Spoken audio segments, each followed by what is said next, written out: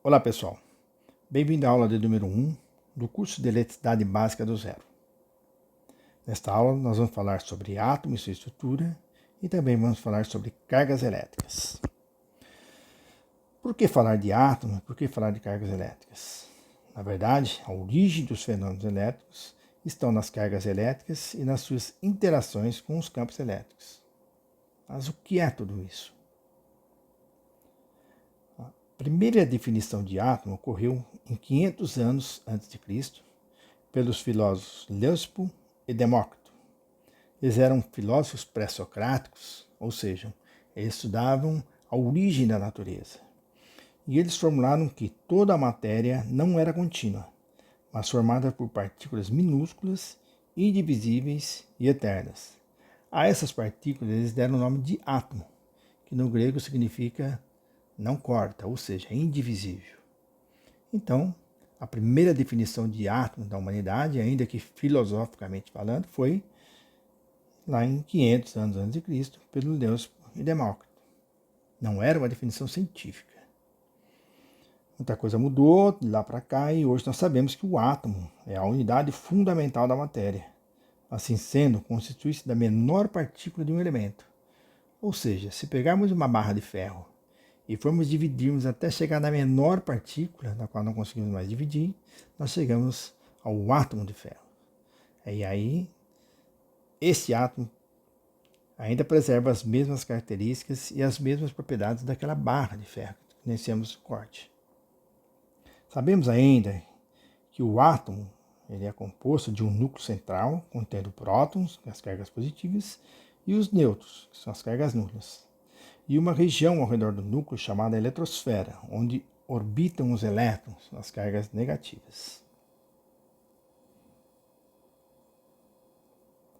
A estrutura atômica sofreu uma evolução ao longo do tempo, iniciando em 1808 por Dalton, que dizia que o átomo é uma esfera maciça, indivisível e indestrutível. Ou seja, para Dalton, o átomo era como se fosse uma bola de golfe. Né? Não se falava, Dalton não falava em elétrons, não falava em cargas elétricas, não se falava em eletrosfera, não se falava em núcleo. Simplesmente era uma esfera maciça. 80 anos depois, Thomson afirmou a existência de cargas elétricas no átomo. Ou seja, para ele já o átomo ainda continuava sendo uma esfera, mas agora já com cargas elétricas positivas e negativas. E para Thomson, o átomo era como se fosse um pudim de massa, ou seja, uma bola onde estavam incrustados ali os elétrons e os prótons. 20 anos depois, Rutherford formulou que o átomo era formado por duas regiões, o núcleo e a eletrosfera. O núcleo onde estavam as cargas positivas e a eletrosfera onde estavam as cargas negativas. 2 anos depois, Niels Bohr citou a existência das camadas da eletrosfera, ou seja, para Niels Bohr continuava o núcleo com os prótons e os nêutrons, a eletrosfera ela era dividida em camadas, discretas, chamadas camadas K, L, M, N, O, P, onde os elétrons estavam distribuídos. 10 anos depois, Erwin Schrödinger afirmou a existência de órbitas, que são regiões com alta probabilidade de se encontrar elétrons. Ou seja, ao redor do núcleo existia como se fosse uma nuvem, onde existia alta probabilidade de se encontrar os elétrons. Esse é o modelo de hoje. Então vamos lá. Então, o que são cargas elétricas? Então, como vimos, os átomos são formados por partículas menores, sendo as principais delas os prótons, os nêutrons e os elétrons. Prótons e elétrons apresentam uma propriedade chamada carga elétrica, sendo positiva para os prótons e negativa para os elétrons. Os nêutrons possuem carga nula.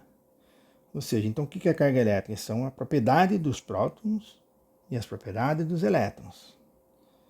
Na natureza, os corpos se encontram num estado eletricamente neutro, ou seja, o número de prótons e o número de elétrons são exatamente iguais, ou seja, são neutros.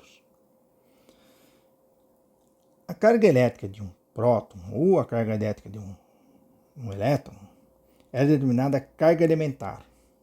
sendo considerada a menor quantidade de energia encontrada na natureza. O que significa isso?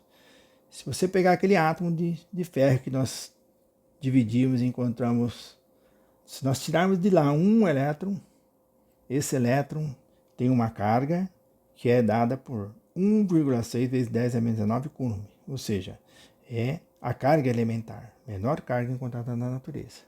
Se você tirar ali 2 elétrons, são 2 vezes 1,6 vezes 10 a menos 19 coulomb.